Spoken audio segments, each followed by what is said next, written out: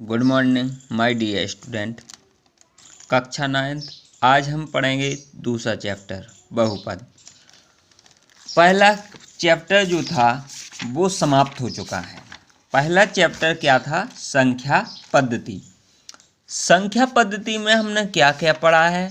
परिमेय संख्याएं, अपरिमेय संख्याएं, घातों का गुणा और भाग में कैसे संख्या ले जाती है, माइनस की संख्या प्लस में कैसे होती है। ठीक। परिमेय अपरिमेय संख्याओं के बीच में परिमेय संख्या निकालना, शांत अशांत दशमलव प्रसार। ठीक। अब हम पढ़ेंगे बहुपद। बहुपद क्या कहलाता है? सबसे पहले हम बहुपद, पद और बहु क्या कहलाता है? बहुपद, इसे इंग्लिश में बोलते हैं पॉलिनोमियल। ठीक। सबसे पहले देखें हम चर राशि। चर राशि क्या कहलाती है? चर राशि मतलब चलने वाली राशि जो स्थिर नहीं होती है।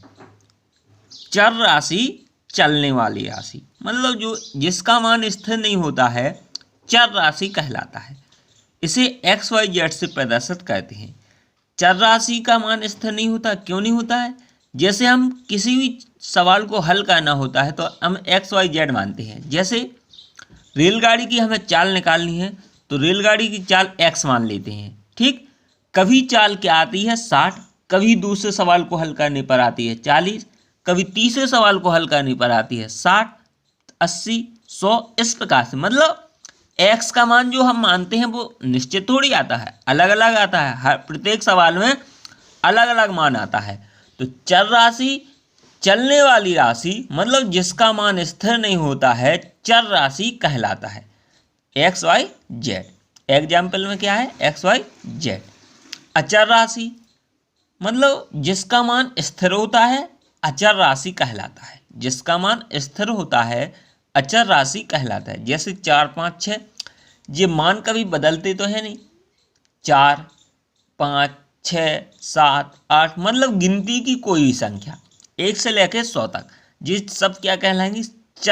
अचर राशि, क्योंकि ये चलती नहीं है, इनका मान निश्चित है। इनका मान निश्चित है तो है, यह कहलाएंगी अचर राशि। चर राशि जिनका मान चलता है। एक्स वाई जेड, जैसे हमें समय निकालना, समय हमने एक्स मान लिया तो एक्स का मान कभी 45 मिनट आया, कभी 60 मिनट आया, तो ये कहलाती है चर राशि। ठीक। एम आई राइट? समझ में आया? चर राशि, अचर राशि। अब हम पढ़ेंगे बीजीय व्यंजक। बीजीय व्यंजक क्या कहलाता है? जब चर तथा अचर राशियों का 4 मूलभूत संक्रियाओं द्वारा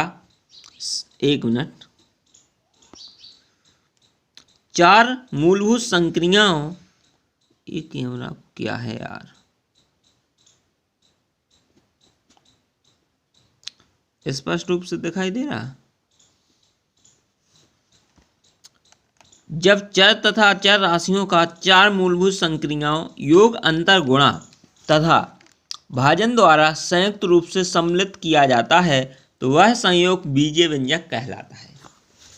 बीजीय व्यंजक मतलब 6x square minus 5y square plus के 2xy, ये चर अचर दोनों है। इसमें 6 क्या है? अचर, x क्या है? चर, 5 क्या है? चर, y क्या है? चर, 2 क्या है?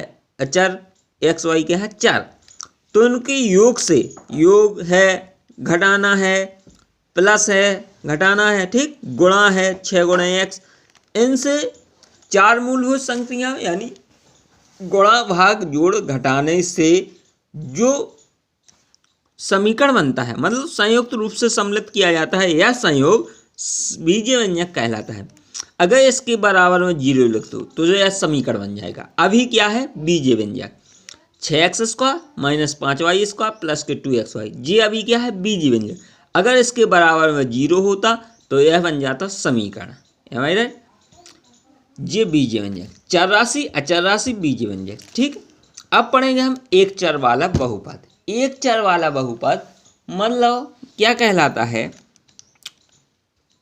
जिसमें सिर्फ एक चर हो, यानी या तो x हो या y हो, जिसमें एक चर होता है, एक चर वाला बहुपद कहलाता है। जैसे 3x square minus 6x plus 10, इसमें सिर्फ x वाला x है तो यह कहलाएगा एक चर वाला समीकरण। एक चर वाला बहुपद। ठीक, अगला है 9x² प्लस के √7x माइनस के √3। इसमें कितने चर हैं? x एक चर है, सिर्फ x है, y तो है नहीं, तो यह एक चर वाला बहुपद कहलाएगा। x इसमें भी देखो 30 उदाहरण में x इसमें भी कितने बहुपद हैं? कितने चर हैं? एक चर, तो यह कहलाएगा एक चर वाला बहुपद। क्या कहलाएगा? एक चर वाला बहुपद। ठीक, अब हम पढ़ेंगे बहुपद के पद और गुणांक। बहुपद के पद क्या कहलाते हैं? बहुपद के वे भाग जो प्लस तथा माइनस चिन्हों के द्वारा पृथक रहते हैं बहुपद के पद कहलाते हैं। बहुपद के वे भाग जो प्लस तथा माइनस चिन्हों के द्वारा पृथक रहते हैं, पृथक मतलब अलग रहते हैं, बहुपद के पद कहलाते हैं। जैसे x² माइनस के 4x प्लस 7, इसमें माइनस और प्लस के द्वारा ये अलग अलग हो गए। ये पद एक पद कहलाएगा x², दूसरा पद 4x, तीसरा पद 7।